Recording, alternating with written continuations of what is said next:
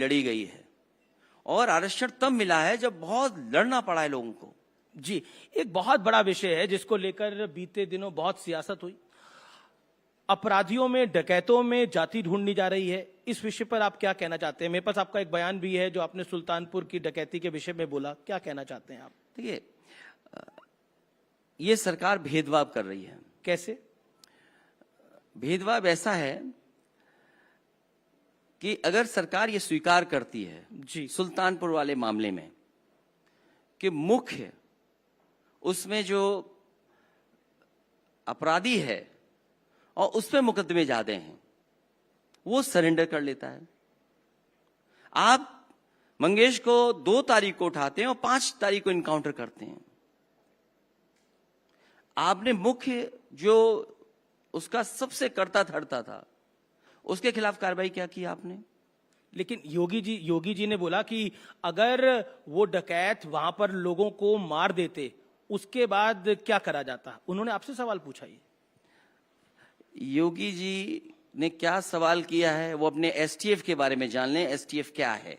लोग तो यहां तक चर्चा कर रहे हैं, जो सुनने को मिल रहा है कि वो एसटीएफ है, स्पेशल ठाकुर फोर्स।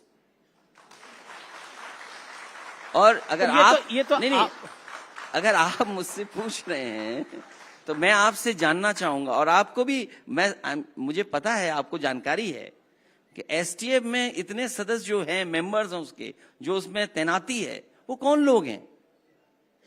उत्तर प्रदेश की जितनी भी जांचें हैं, महत्वपूर्ण जांचें, वो एसटीएफ को गई।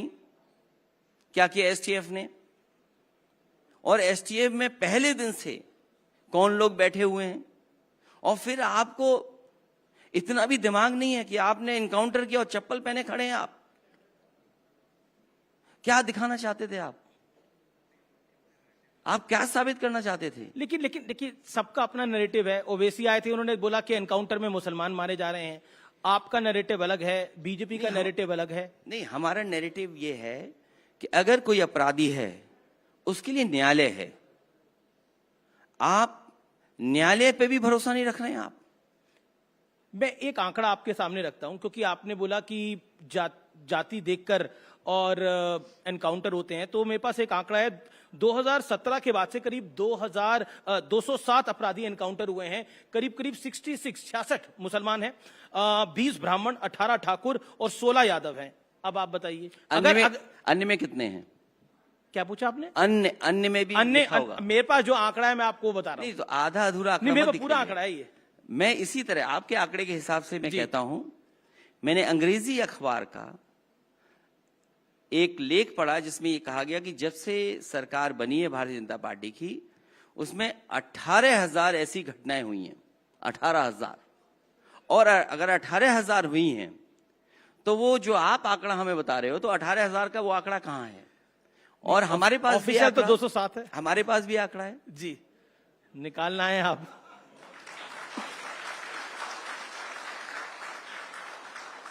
और बाकायदा हमने तो उसका ग्राफ भी बना दिया।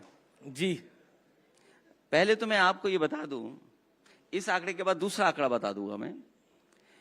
देश की जेलों में बंद विचाराधीन कैदी, जो सरकारी आंकड़ा है, वो ये बताता है कि कम से कम 84% लोग वही हैं, केवल पीड़ित परिवार के। और जो उत्तर प्रदेश का आंकड़ा है जिसकी आप बात कर रहे हैं, फेक इनकाउंटर में मारे गए अपराधियों के आंकड़े, आप गिनिए कि इसमें पीड़ित कितने कुल मिलाकर के?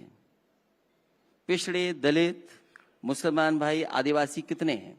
पर अखिलेश जी, एक सवाल, काउंटर सवाल। अगर वो आंकड़े आप बता दें मुझे। बिल्कुल, आंकड़े तो आपसे आंकड़े 60% वही लोग निकलेंगे। नहीं, पर अपराधी को पकड़ने से पहले उसकी जाति पूछनी चाहिए। आप क्या इस पक्ष में? आप पूर्व मुख्यमंत्री हैं उत्तर प्रदेश के। नहीं, मैं ये पूछना चाहता हूं, जो मुख्य अपराधी था, जिस पे मुख्य थे धाराएं थी, जितना बड़ा पेज आप हाथ में लिए हो उतनी उसकी धाराएं थी उसके ऊपर, उसको आपने सरेंडर करा दिया। तो आपको सब एनकाउंटर फेक लगते हैं जितने यूपी में हो रहे हैं आजकल 2017 के बाद से? कानपुर में गाड़ी पलट गई, कौन यकीन करेगा सरकार पे कि गाड़ी अपने आप पलट गई?